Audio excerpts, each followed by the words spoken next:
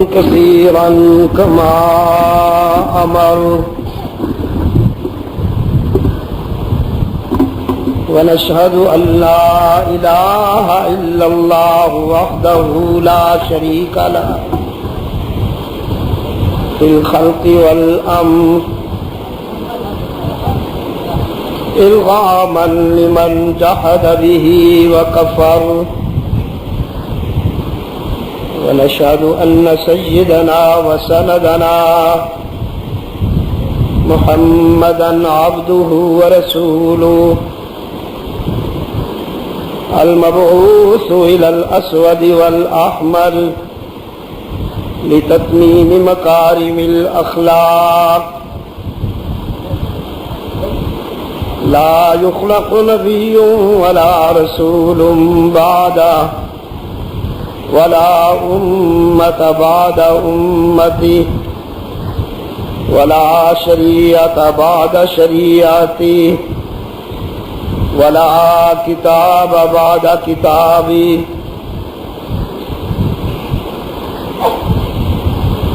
صلى الله تعالى عليه وعلى آله وأصحابه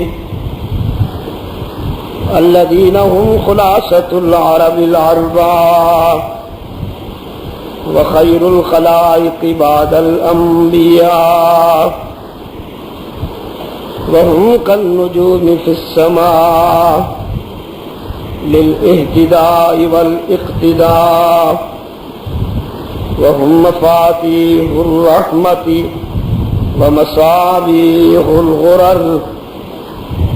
أعوذ بالله من الشيطان الرجيم. بسم الله الرحمن الرحيم. والذي جاء بالصدق وصدق به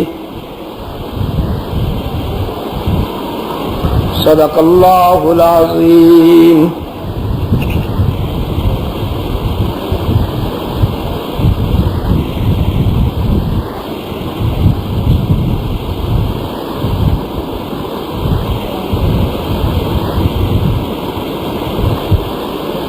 بسم الله الرحمن الرحيم. اللهم صل على محمد وعلى آل محمد كما صليت على إبراهيم وعلى آل إبراهيم إنك حميد مجيد.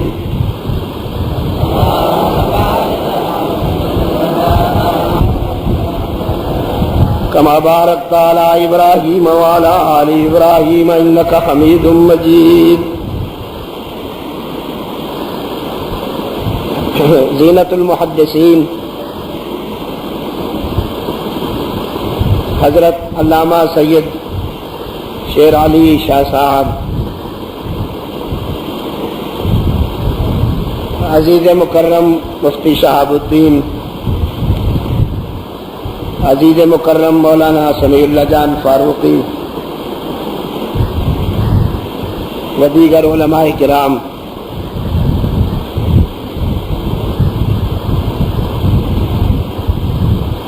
بھائیوں، دوستوں، عزیزوں،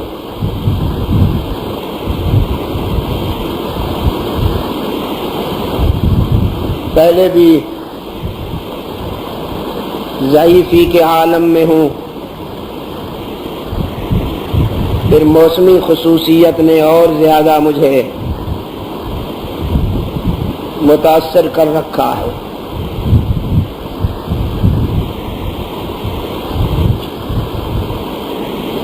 اگرچہ پشاور کو خوب سمجھتا ہوں، اس کی سردیوں کو بھی میں نے دیکھ رکھا ہے، گرمیوں کو بھی، لیکن کل سے میں اس شہر کے تیور انتہائی منفرد دیکھ رہا ہوں۔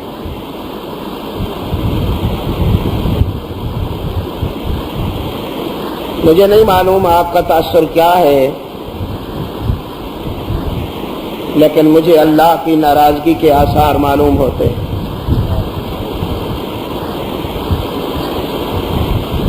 کچھ بے گناہوں کا خون بہایا جا رہا ہے. شفق بن کے گردوں پہ ہوتا ہے ظاہر کہ کس کشتہ بے گناہ کا لہو ہے.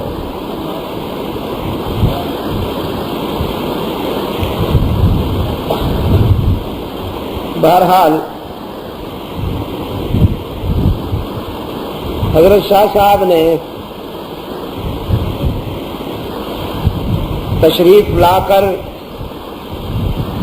میری باطنی گرانیوں کا ازالہ فرمایا. پھر ہماری درخواست پر کچھ کہہ کر میرے لیے اسلوب سخن کا تعین فرما دیا. قرآن کی زبان میں انہوں نے آپ حضرات کو ترغیب دی کہ سچے لوگوں کے دوست بن جاؤ. آج آپ نے میری باتیں غور سے سننی ہیں. کیا کہا ہے حضرت شیخ الحدیث نے؟ سچے لوگوں کے دوست بن جاؤ. اس امت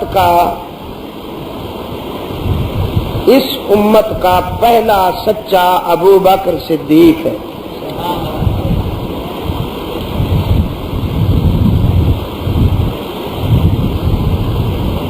جس کے متعلق قائد امت صلی اللہ علیہ وسلم نے فرمایا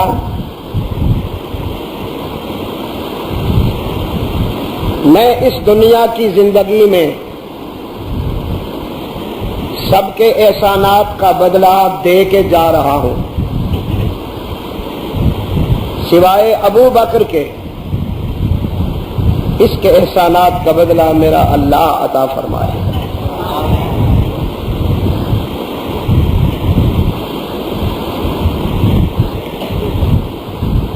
اب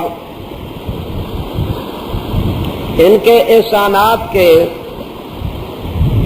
ہجوم میں سے میں چند مناظر آپ کو دکھاتا ہوں. مجھ میں آج ہمت ہی اتنی ہے. دیکھتے جاؤ. پہلا منظر اللہ کے رسول صلی اللہ علیہ وسلم نے جب دنیا کے سامنے یہ سچ رکھا کہ میں اللہ کا آخری رسول ہوں،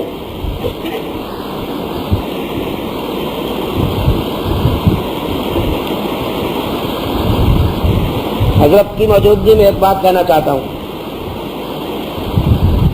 اگر صرف یہاں تک ہوتا کہ میں اللہ کا آخری رسول ہوں، سارے مکہ والے مان لیتے.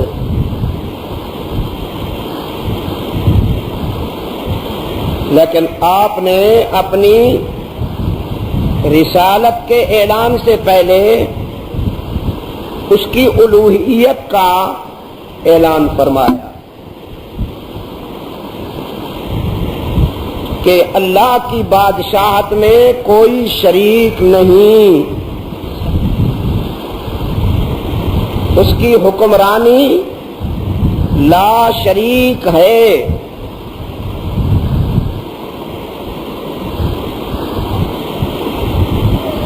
عبادت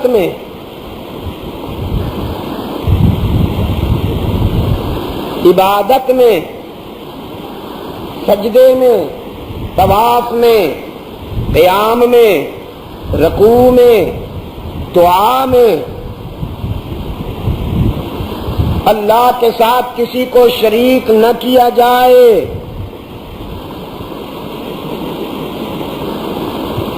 اس معاشرے اور سوسائٹی سے اللہ کے رسول صلی اللہ علیہ وسلم نے یہ فرمایا جنہوں نے دنیا میں سے اپنی پسند کے داتا دستگیر اور مشکل کشا بنا رکھے تھے. وَمِنَ النَّاسِ مَن يَتَّخِذُ مِن دُونِ اللَّهِ أَندَادًا يُحِبُّونَهُمْ كَحُبِّ اللَّهِ.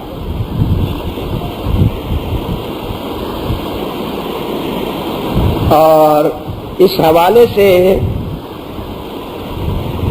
مارکیٹیں سجی ہوئی تھی، مارکیٹیں سجی ہوئی تھیں، دربار لگے ہوئے تھے.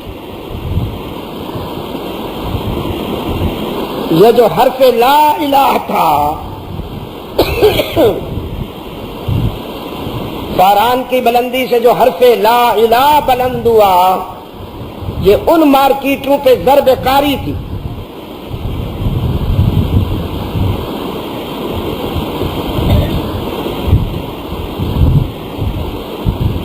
لوگ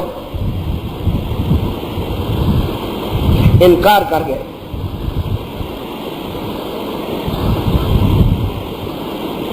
چھ میں گویاں ہونے لگی. یتیم ہے. اس سوسائٹی میں ہم بڑے ہیں، اس کی کیا حیثیت ہے؟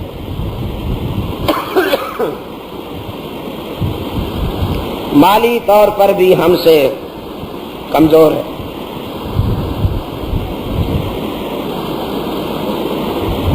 جب سب نے انکار کر دیا تو اس کائنات کا انبیاء اور رسول کے بعد یہ پہلا سچا انسان ہے جس نے اللہ کے رسول صلی اللہ علیہ وسلم کی دعوت پر لبیک کہتے ہوئے خود کو غلامی رسول کے لیے پیش کر دیا. بالغ نظر پہلا انسان ہے. عورتوں میں سیدہ خدیجہ، لڑکوں میں سیدنا علی، بالغ نظر انسانوں میں سیدنا ابو بکر صدیق.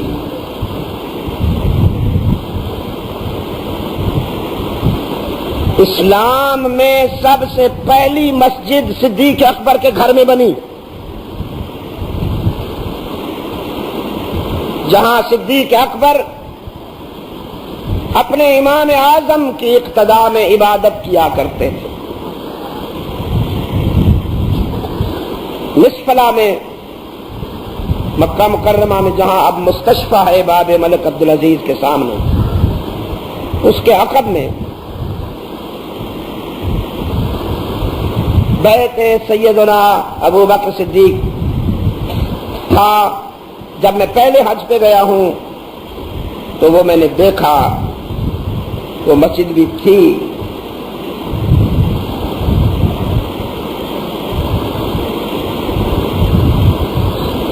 یہ صدیق اکبر رضی اللہ تعالی عنہ کا حمایت حق میں پہلا قدم جو تاریخ ساز ہے اور یادگار. دوسری انفرادیت ہجرت کی شب.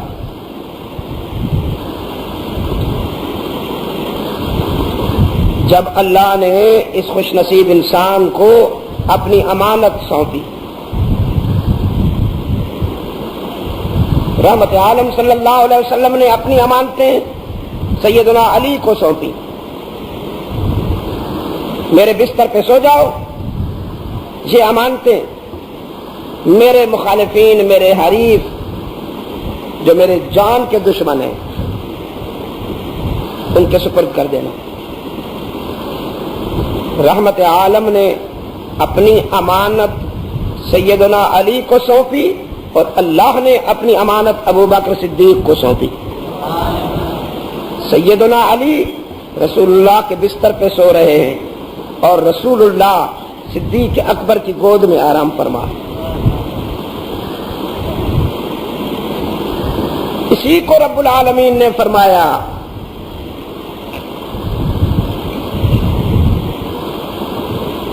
غزوہ تبوک کے موقع پر جب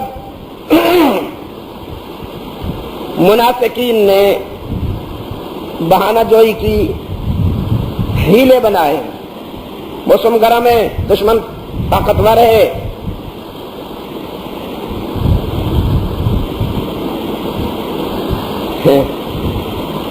آج کل کہا جاتا ہے پہلے پاکستان،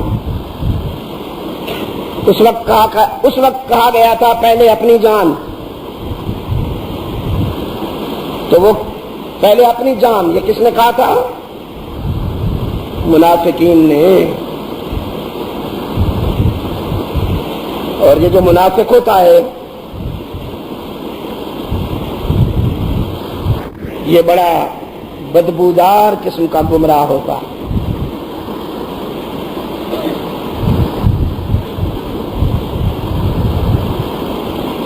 بس زیادہ نہیں کہتا ہوں۔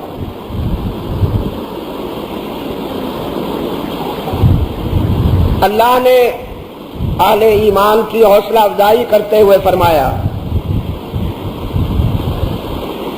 منافقوں کا خیال ہے وہ میرے رسول کا ساتھ نہیں دیں گے، میرا دین، میرا پروگرام کامیاب نہ ہو پائے گا، تو یہ ان کی غلط فہمی ہے۔ میں تو وہ ہوں کہ ایک شخص سے چاہوں لشکروں کا کام لے لوں، جس طرح ہجرت کی شب ایک شخص سے میں نے وہ کام لے لیا کہ لاکھوں افراد بھی نہ کر سکتے۔ اذ اخرجہ الذین کفروا ثانی اثنین اذ ہما فی الغار اذ یقول لصاحبہ لا تحزن ان اللہ معنا۔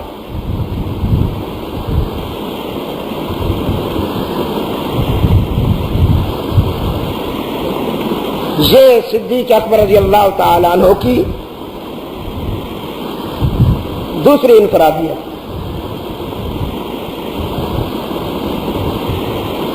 اور سور کی تنہائیوں میں، غار سور کی تنہائیوں میں صدیق اکبر رضی اللہ تعالی عنہ کو جو رحمت عالم کے قرب کی لذتیں نصیب ہوئیں،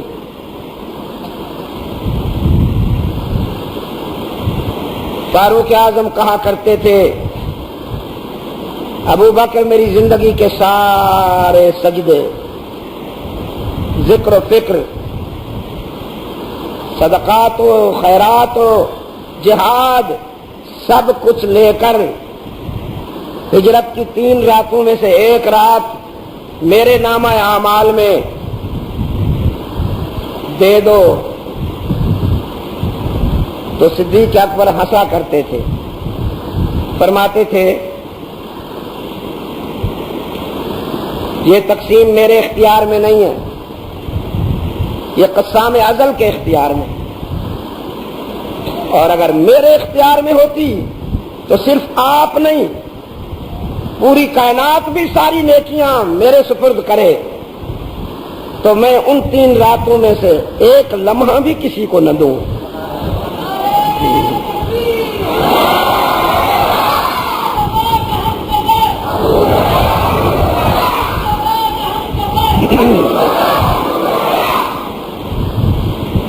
گزشتہ سے پیوستہ حج پر میں وہاں گیا ہوں، اللہ نے مجھے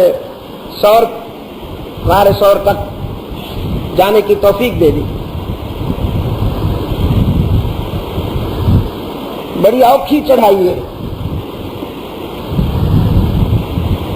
ہم جب پہنچے ہیں جہاں سیارات کھڑے ہوتے ہیں جو ان کا موقف ہے، تو میں جو ہی گاڑی سے نکلا لوگ لپکے، انڈیا سے آئے ہوئے، بنگلہ دیش سے آئے ہوئے، افریقہ سے آئے ہوئے، یورپ اور امریکہ سے اور انگلینڈ سے آئے ہوئے جو جانتے تھے لپکے، تو وہ تو سینکڑوں ہو گئے۔ پھر ہم جلوس کی صورت میں روانہ ہوئے۔ اب تو کچھ راستہ منظم کر دیا ہے لوگوں نے۔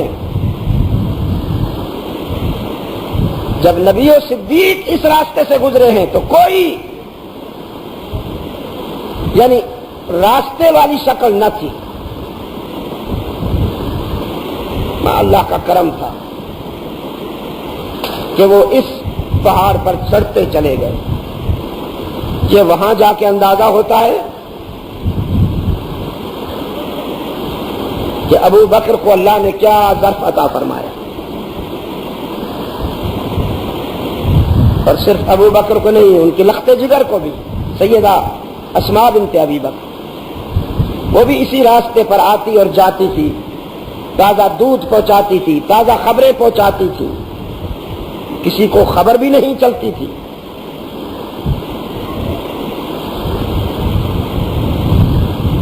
راستے میں ایک نوجوان نے مجھ سے کہا، نسبت بھی عجیب چیز ہوتی ہے، کون پوچھتا اس پہاڑ کو؟ کسی کے قدموں نے اسے اتنی عزت دے دی کہ اب عرش بھی اس پہ رشک کرتا ہے. نسبتوں سے بھی بہت کچھ ملتا ہے نا. پھر اس نے ایک شعر سنایا، اے خاک کربلا تو اس احسان کو نہ بھول کہ تڑپی ہے تجھ پہ لاش جگر گوشائے بطول. اتفاق یہ ہوا شاہ صاحب کہ میں جب سور پہ پہنچا ہوں تو اس شعر میں نے ترمیم کی کہ اے سنگ غار سور تو اس احسان کو نہ بھول کہ بیٹھے ہیں تیری گود میں صدیق اور رسول. یہ میری ترمیم امانت ہے، یاد رکھنا اسے.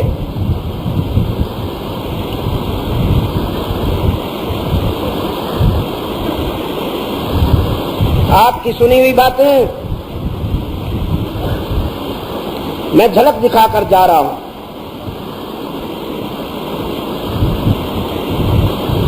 یہ صدیق اکبر کی انفرادیت ہے کہ ہجرت کے سفر میں اللہ نے ان کا انتخاب فرمایا. پھر یہ تیسری ہے نا جی، تیسری. چوتھی انفرادیت ہے اللہ کے رسول صلی اللہ علیہ وسلم کے معراج کی تصدیق اور تائید. معراج وفاؤں کا صلہ ہے.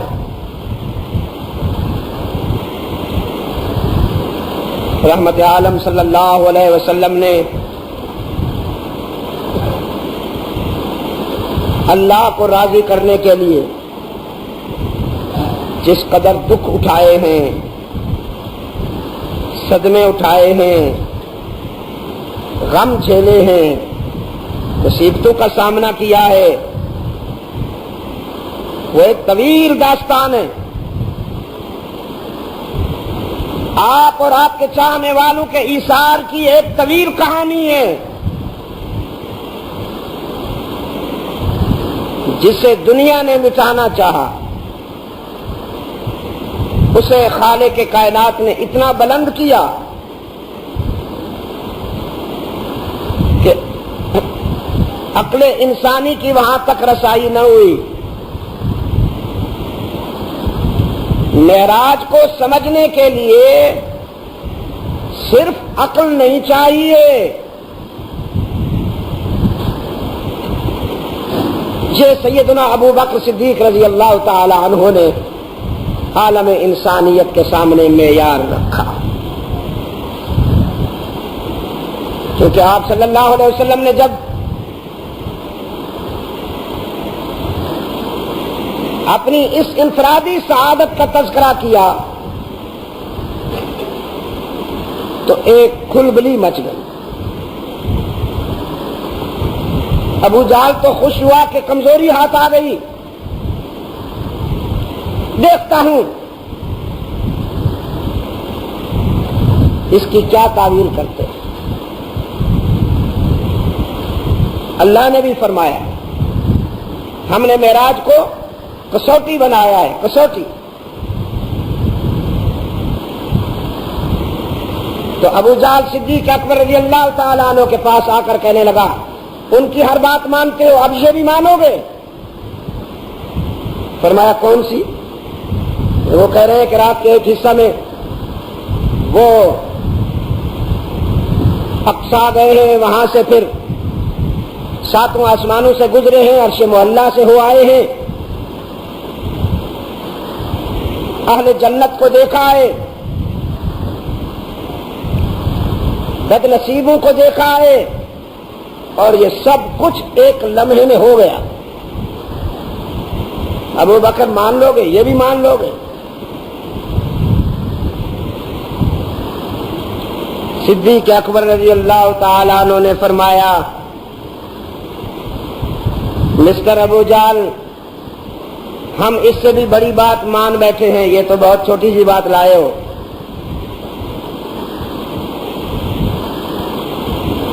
ابو جہل کے پاؤں سے زمین کھسکنے لگی، سوچا شاید اس سے کوئی بڑا واقعہ ہو چکا ہے، تو کہتا ہے کون سی بات مان بیٹھے ہو؟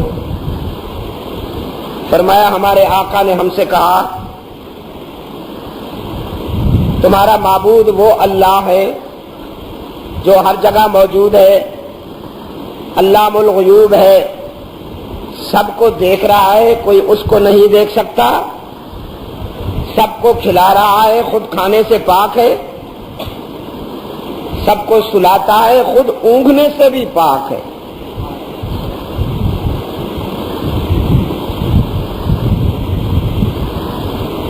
ابو جہل نے پوچھا پھر تم نے مان لیا؟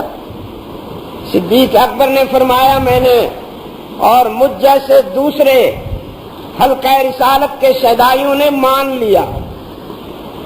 اس نے کہا تم نے مطالبہ کیوں نہیں کیا کہ پہلے دکھاؤ پھر مانیں گے؟ ہمارا لات ہے، منات ہے، عزا ہے، حبل ہے، وہ تو ہمیں دکھائی دے رہے ہیں۔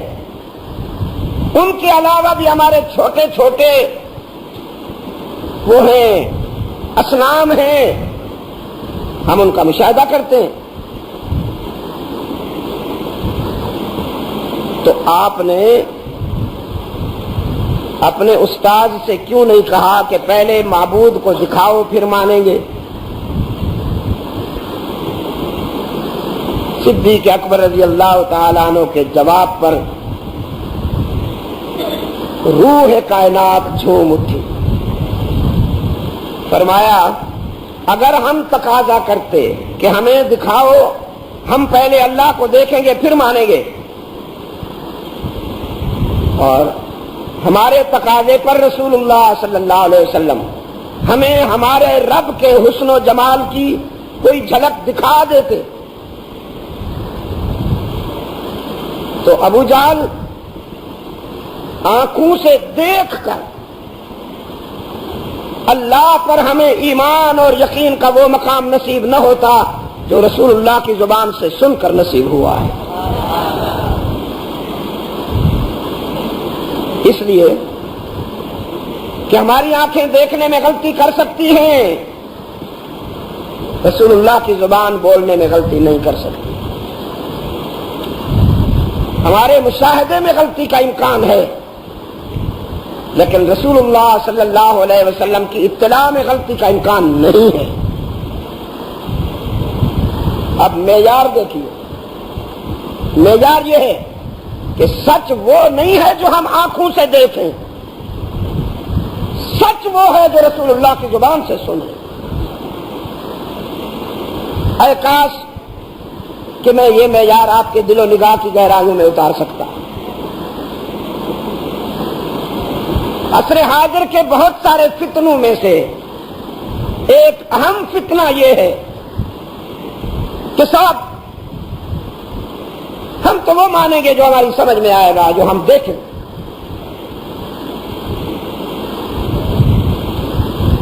تمہاری سمجھ کی وسعت کتنی ہے؟ تمہارے فہم کا دائرہ کتنا ہے؟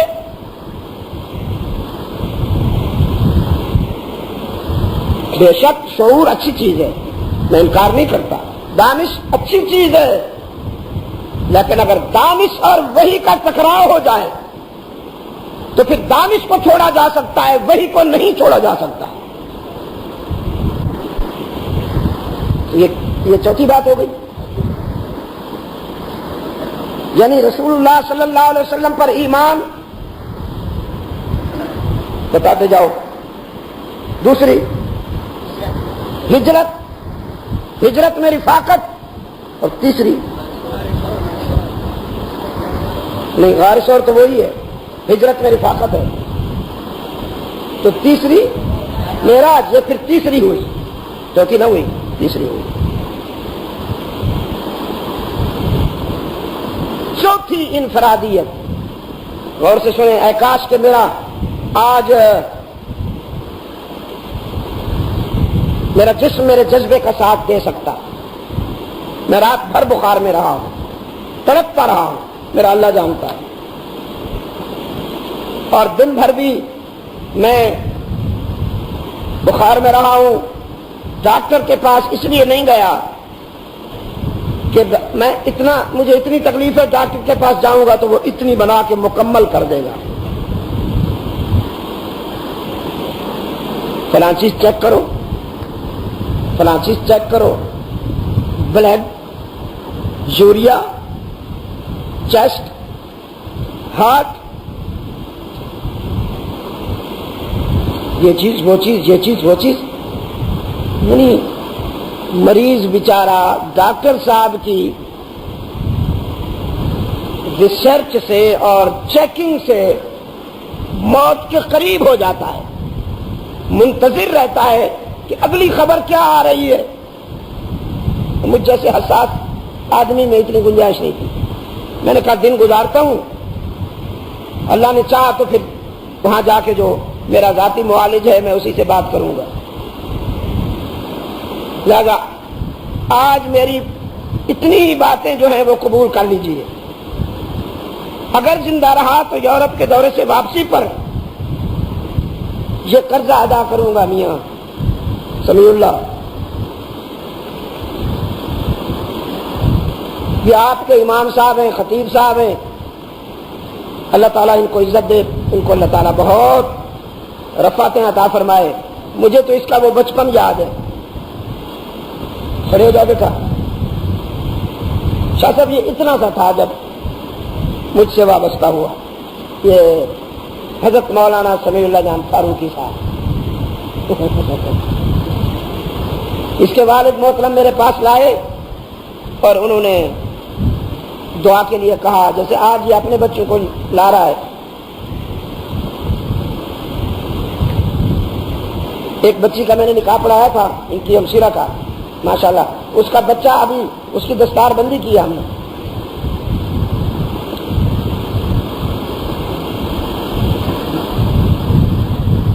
ایک انفرادیت ہے صدیق اکبر رضی اللہ تعالی عنہ کی،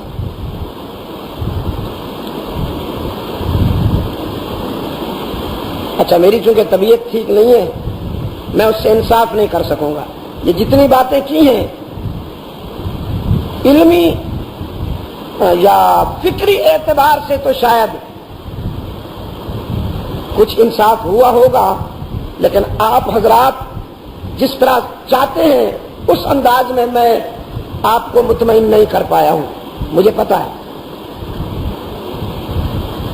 تو اب چوتھی اور پانچویں خصوصیت سیدنا ابو بکر صدیق رضی اللہ تعالی عنہ کی، میں اسے کیوں کرتا ہوں، چھوڑتا ہوں، اللہ نے چاہا تو انشاءاللہ ہم پھر مل بیٹھیں گے۔ ہم جب پھر مل بیٹھیں گے تو موسم یہ نہیں ہوگا، اور آپ کی دعاؤں سے میں بھی کچھ بہتر ہوں گا انشاءاللہ۔ پرسوں میرا یورپ کے لیے سفر ہے، اور تدبیر یہ ہے کہ انشاءاللہ ہم 8-9 اکتوبر تک واپس آ جائیں گے۔ جب میں واپس آؤں گا تو فاروقی صاحب سے کہوں گا کہ فلاں تاریخ کو میں آ رہا ہوں، وہ آپ کو دعوت دیں گے، آپ تشریف لائیں گے، اور ہم یہ 2 انفرادیتیں اس ملاقات میں بیان کریں گے۔ بسم اللہ الرحمن الرحیم۔ ہو تو کچھ ہو تو تلاوت کروں، حالت تو یہ ہے آپ کے سامنے السلام علیکم کہنا مشکل ہے میرے لیے۔ بسم اللہ الرحمن الرحیم۔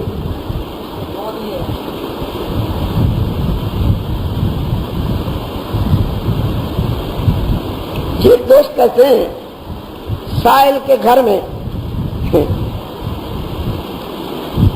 یا فدوی کے گھر میں سائل لکھا ہے، پریشانی ہے، گزارش ہے کہ سائل کے گھر والوں کے لیے اس مبارک محفل میں دعا فرما دیں۔ تو سائل صاحب صرف آپ کے گھر میں پریشانی نہیں ہے، اس وقت پورے عالم میں پریشانی۔ اس دور اضطراب میں اگر کوئی جگہ پرسکون ملے تو مجھے بتاؤ۔ عالمی اضطراب کا ایک سیلاب ہے جو کائنات پہ اس وقت چھایا ہوا ہے، اور شیخ الحدیث متزلو کی موجودگی میں کہہ رہا ہوں کہ هذا من اہم آیات الساعہ، یعنی الاضطراب فی کل عالم، من ہناک الی ہناک فی کل عالم اضطراب۔ اضطراب من اہم آیات الساعہ، قیامت کی اہم علامات میں سے یہ ہے کہ پوری دنیا میں اضطراب ہوگا، جھوپڑی سے محل تک، اور ارب پتی تونگروں سے لے کر فقراء اور گداگر تک سب پریشان ہوں گے۔ تاہم میں دعا کرتا ہوں سائل کے گھر کو اللہ تعالی سکون کا مرکز بنائے۔ بسم اللہ الرحمن الرحیم۔ اللہم صلی علی محمد النبی الامی وعلی آلہ وبارک وسلم۔ ربنا آتنا فی الدنیا حسنہ وفی الآخرۃ حسنہ وقنا عذاب النار۔ ربنا ظلمنا انفسنا وان لم تغفر لنا وترحمنا لنکونن من الخاسرین۔ اللہم ثبتنا علی صراط المستقیم واحفظنا من کل بلاء الدنیا وعذاب الآخرہ۔ یا اللہ عالم اسلام کی مدد فرما، مسلمان جہاں کہیں مظلوم و مجبور ہیں ان کی دستگیری فرما، بالخصوص اے اللہ عراق کے مظلوموں کی مدد فرما، فلسطین کے مظلوموں کی مدد فرما، افغانستان کے مظلوموں کی مدد فرما، کشمیر کے مظلوموں کی مدد فرما، پاکستان کے مظلوموں کی مدد فرما۔ اللہ اکبر۔ عراق کے مظلوموں پر امریکی درندے آگ برسا رہے ہیں، ہم کیا کریں؟ ہم پہ اپنوں کی مہربانی ہے۔ دیکھا جو تیر کھا کے کمینگا کی طرف، تو اپنے ہی دوستوں سے ملاقات ہو گئی۔ اخبارات والے کسی کو ہلاک لکھتے ہیں، کسی کو شہید لکھتے ہیں، کچھ پتہ نہیں چلتا یہ کیا ہو رہا ہے۔ میں دعا کرتا ہوں اللہ تعالی ان لوگوں کو ہدایت عطا فرمائے، اللہ تعالی ان کو شعور عطا فرمائے، یہ کانٹے نہ بوئیں جن کے گھروں کو مسمار کیا جا رہا ہے، جن کے بچے ان کے سامنے تڑپ رہے ہیں، جن کے گھروں سے لاشیں اٹھ رہی ہیں، وہ بھی تو انسان ہیں، ان کے سینے میں بھی ایک دل ہے، ان کے بھی احساسات ہیں۔ یہی حالات مشرقی پاکستان میں ہوئے تھے اور جس کا نتیجہ دنیا نے دیکھ لیا۔ خدا کے لیے نفرتوں کے بیج نہ بو، خدا کے لیے اپنوں پر اتنے مظالم نہ ڈھاؤ کہ وہ اپنے نہ رہیں۔ اللہ تعالیٰ میرے وطن کی حفاظت فرمائے، اللہ میرے وطن کی حفاظت فرمائے، اس کو قرآن و سنت پر مبنی آئین عطا فرمائے، اور دور خلافت راشدہ سے نسبت رکھنے والا عادلانہ طرز زندگی عطا فرمائے۔ تمام روحانی جسمانی بیماروں کی شفا کی دعا کرتا ہوں۔ یا اللہ تیرے جن بندوں نے دعا کے لیے کہا ان سب کو شفا کاملہ عطا فرما. اپنے کرم سے ہمیں دنیا اور آخرت کی کامیابیوں سے ہمکنار فرما. ہماری خطائیں معاف فرما. ہمیں اور ہماری اولادوں کو یا اللہ ہر فتنے سے محفوظ و معمون فرما، ہر شر سے محفوظ و معمون فرما. اپنی اور اپنے محبوب صلی اللہ علیہ وسلم کی اطاعت کی عزت نصیب فرما. دینی مراکز و مدارس کو ترقی فروغ عطا فرما. نظر بد سے بچا. وصلی اللہ تعالی علی خیر خلقہ محمد وآلہ وبارک وسلم علیہ.